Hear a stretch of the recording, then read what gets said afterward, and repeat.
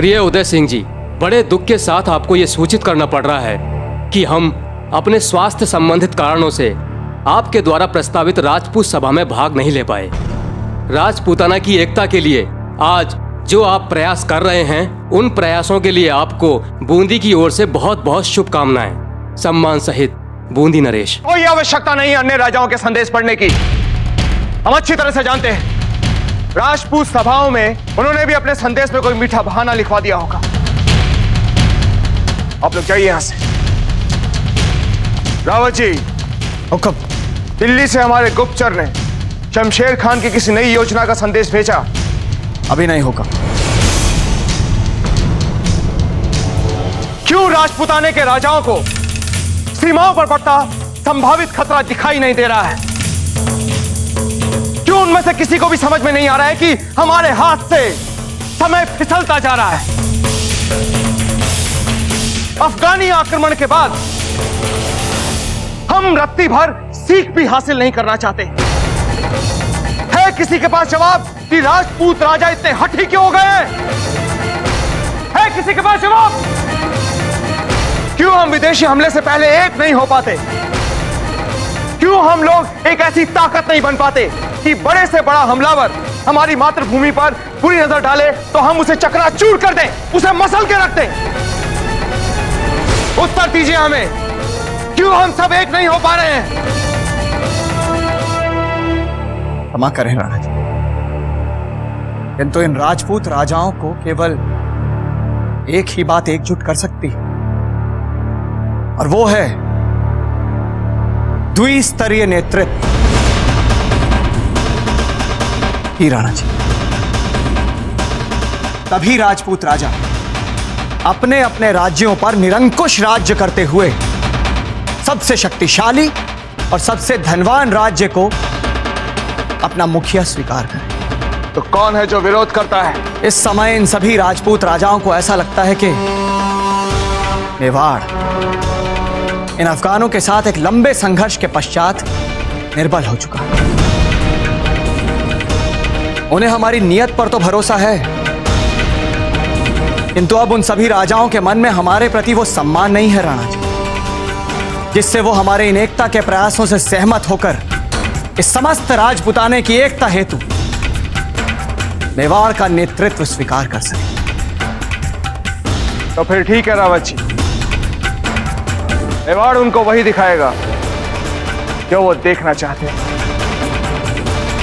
स्वर्ण काल में मेवाड़ की गौरव गाथाएं जो प्रचलित थी, अब सारा राजपूताना वही देखेगा। हुक्म। हम समझे नहीं आपकी बात।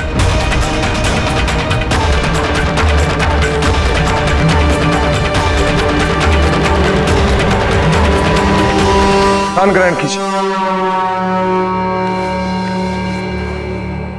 रावत जी, एक बार फिर से लक्ष्मण पहलवान दंगल का आयोजन करवाया जाए। जो कुश्ती सदा से मेवाड़ की पहचान रही है, एक बार फिर से उसी खेल प्रतियोगिता की घोषणा करवाई जाए। जो राजनीति से नहीं हो रहा, खेलों से वही बहुत सहजता से हो जाएगा। हम इस दंगल में भारत के सभी प्रसिद्ध पहलवानों को बुलाएंगे, और जब सभी राजा इस दंगल में हिस्सा लेने आएंगे, तब हम अवसर पाते ही उन सब से एकता की बात कर लेंगे। दंगल के भव्य आयोजन से और बड़े बड़े पुरस्कारों से सभी राजाओं के मन में जो मेवाड़ को लेकर संशय बन चुका है कि मेवाड़ शत्रुओं से युद्ध कर करके निर्धन हो चुका है, हम उसी संशय को मिटा डालेंगे और दिखा देते हैं सारे राजपूताने को कि मेवाड़ केवल शक्तिशाली ही नहीं है, बल्कि उसका राजकोष भी किसी से कम नहीं है। भारमल जी, बोलिए, आपकी राय क्या है?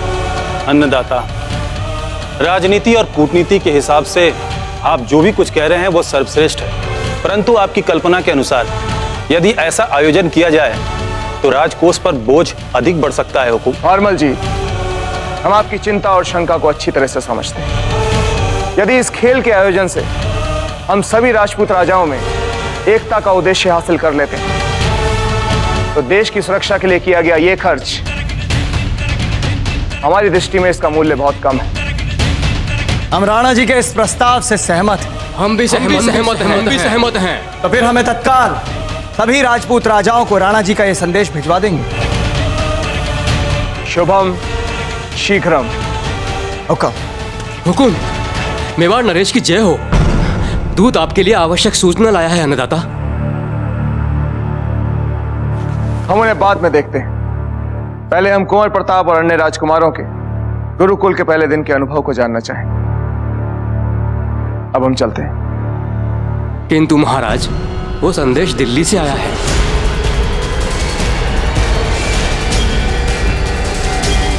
दिल्ली से? हाँ महाराज। और पता है माँ, जितने सूर्य नमस्कार हमने वहां पर कर दिए और कोई भी उतने सूर्य नमस्कार नहीं कर पाया। यहाँ तक कि गुरुवर तो हमारे बल और क्षमता से इतने प्रभावित हो गए कि उन्होंने तो साफ साफ बोल दिया, हमें लगता है यहाँ पर एकमात्र राजकुमार शक्ति सिंह ही हमारी शिक्षा के लिए उपयुक्त छात्र है। बहुत अच्छे कुंवर शक्ति, बहुत अच्छे। ये सब तो ठीक है, पर आपके दादा भाई कुंवर प्रताप कहाँ हैं? आपके साथ नहीं आए? हाँ, प्रताप कहाँ है कुंवर शक्ति? वो देखिए, वे रहे दादा भाई।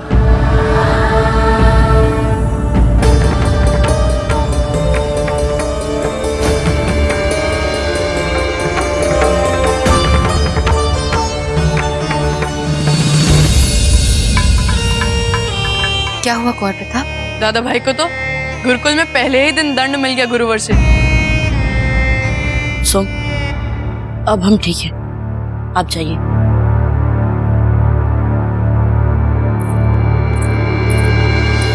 क्या हुआ प्रताप?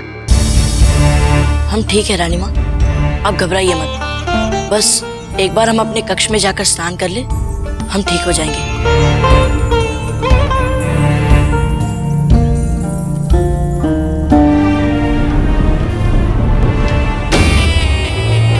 ये कैसी शिक्षा दे रहे हैं गुरुजी? क्या हालत करती है हमारे कुंवर प्रताप की? हम अभी जाके राणा जी से बात करेंगे। कोई आवश्यकता नहीं है ऐसे अपमान। नहीं बेला, हमें प्रताप के शिक्षा दीक्षा के कामों में हस्तक्षेप नहीं करना चाहिए। किस शिष्य को क्या, कैसे और कब सिखाना है, ये गुरुजी से बेहतर भला कौन जान सकता है। क्या करते हैं हम जीजा?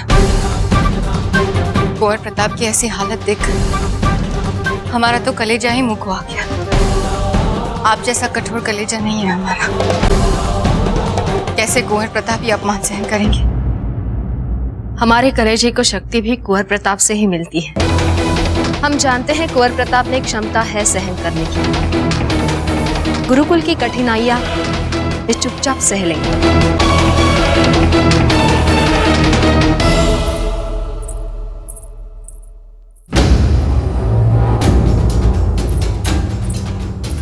बहुत अच्छे कुंवर शक्ति, बहुत अच्छे। आपने अपनी उपलब्धियों से उन सब का मुंह बंद कर दिया जो आपको हर चीज में कुंवर प्रताप से कम गिनते थे। बहुत अच्छे। कुंवर शक्ति, अपनी छोटी मासा का आभार व्यक्त कीजिए। कितनी अच्छी अच्छी बातें बोल रही हैं आपके लिए। चलिए, हम आपके लिए भोजन की व्यवस्था करते हैं, फिर आप हमें बताइएगा कि वहाँ पे क्या क्या हुआ। चलिए।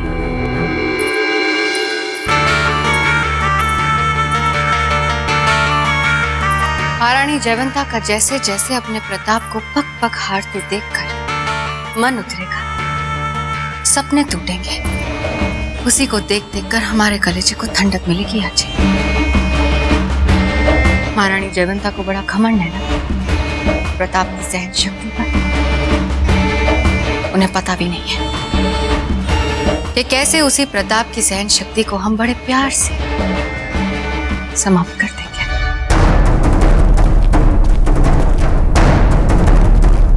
खम्मा गणी महाराज, वस्त्र हटाने से पहले नाक ढक लीजिए।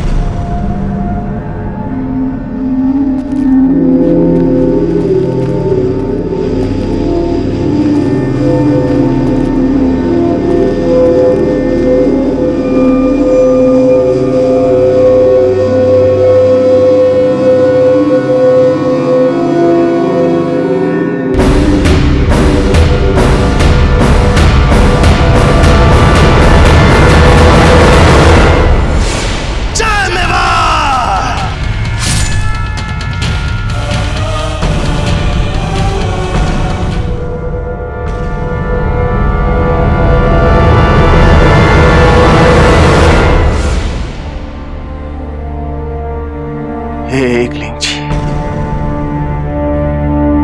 रावत जी,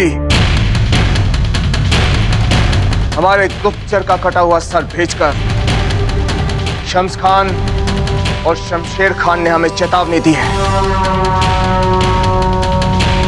कि वो हमारे विरुद्ध षड्यंत्र रच रहे हैं। तो राणा जी, हमें समाचार मिला है कि पंजाब में मुगलों का सामना करते करते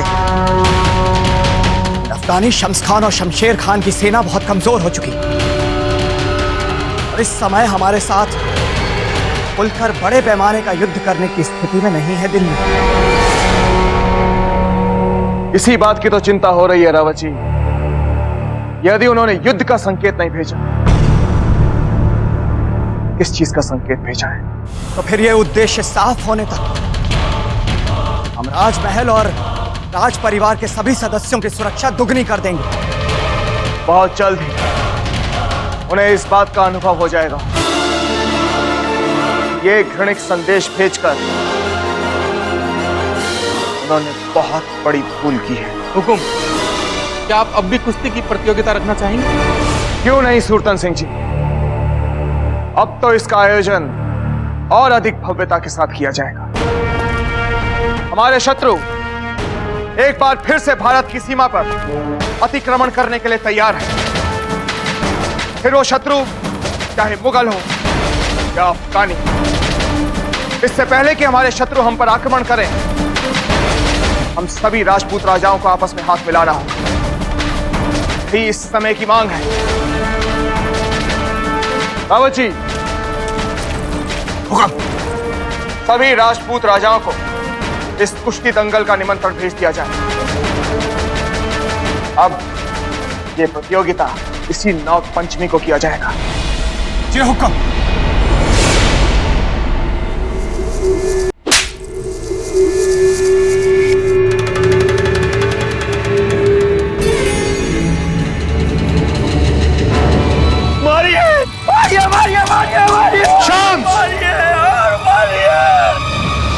इसी लायक है हम भाईजान। क्या करें हम उदय सिंह को यह पैगाम देने से खुद को रोक नहीं पाए भाईजान कि अगर जंग में एक बार वो हमको हराकर ये सोच रहा है कि हम जंग करने का हौसला हार चुके हैं, तो वह गलत सोच रहा है। वो शमशान की शमशीर में आज भी जंग का हौसला है भाईजान। आज भी शम्स खान मेवाड़ को तबाह बर्बाद करने के ख्यालों से दिन रात मुब्तिला है। जानता हूं मैं दिन रात। यही तो कमी है तुम्हारी,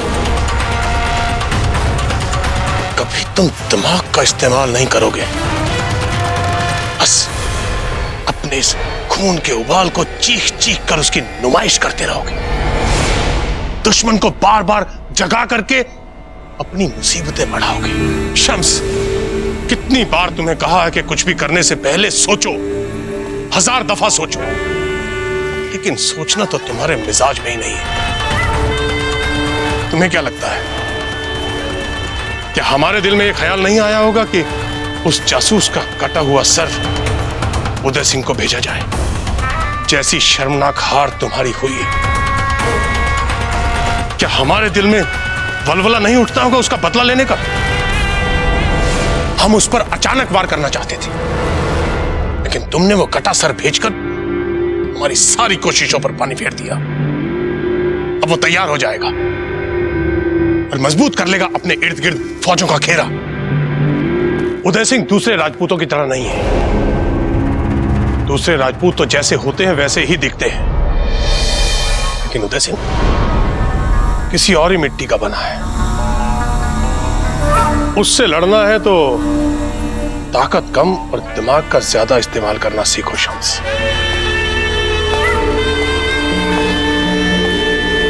आइंदा ऐसी गलती नहीं होगी भाईजान, माफ कर दीजिए हमें। शम्स,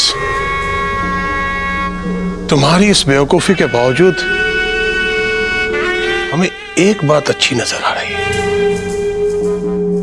वो क्या भाईजान? वो ये कि उदय सिंह उस कटे सर को देखकर ये सोचेगा कि हम फौज लेकर उससे खुली जंग करने वाले हैं। जबकि वो ये नहीं जानता कि जब वो अपनी फौज को तैयार कर रहा हो, ठीक उसी वक्त हमारे इशारे पर उसकी सबसे बेशकीमती दौलत, उसकी रूह, उसकी जान, उसके प्रताप को हमेशा हमेशा के लिए उससे छीन लेगा हमारा बशर।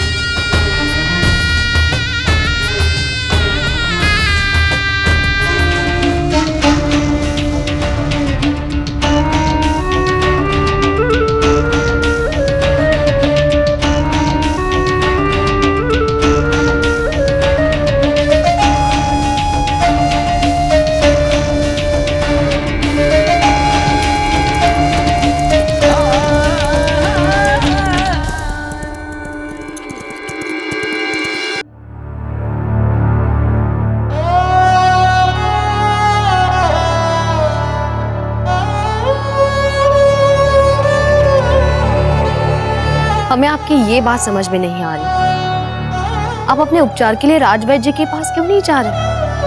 नहीं माँ, ये जो है इसीलिए है क्योंकि गुरु और हमें हमारी भूल के लिए जो पाठ पढ़ाना चाहते थे उसी के लिए उन्होंने हमें पहले दिन दंड दिया। यदि हमने उसी दंड की पीड़ा का उपचार राजवैद्य जी से करवा लिया तो हम सीखेंगे कैसे माँ? हमें हमारी भूल कैसे याद रहेगी? इसीलिए हम किसी भी तरह का उपचार नहीं कराना चाहते। ठीक है, अब आप विश्राम कीजिए। विश्राम? नहीं माँ, यदि हमने विश्राम कर लिया तो हमें नींद आ जाएगी, और यदि हमें नींद आ गई तो आज ही नहीं, पिछले कुछ दिनों से हम आप सबको, आपको, राजीराज को, छोटी माँ को जिस तरह निराश करते आ रहे हैं, हम वो सब कुछ भूल जाएंगे माँ। और हम ये भूलना नहीं चाहते। गुरुकुल का पहला दिन था, हमें देर से नहीं पहुंचना चाहिए था, हमें समय पर पहुंचना चाहिए था, और हम देर से पहुंच गए माँ। भूल तो हुई है हमसे। अच्छा प्रताप, एक बात बताइए हमें, आज आपको गुरुकुल जाने में विलंब किस बात से हुआ? छोटी माँ,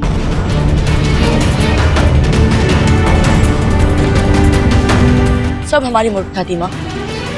हम छोटी माँ को हर जगह ढूंढ रहे थे, जबकि छोटी माँ हमारे लिए इतनी सुबह उठकर शगुन की दही मिश्री बनाए कहीं और प्रतीक्षा कर रही थी। सब हमारे कारण। प्रताप, अब ध्यान से सुने हमारी बात। जब राजकुमार का राज्याभिषेक तय होना था,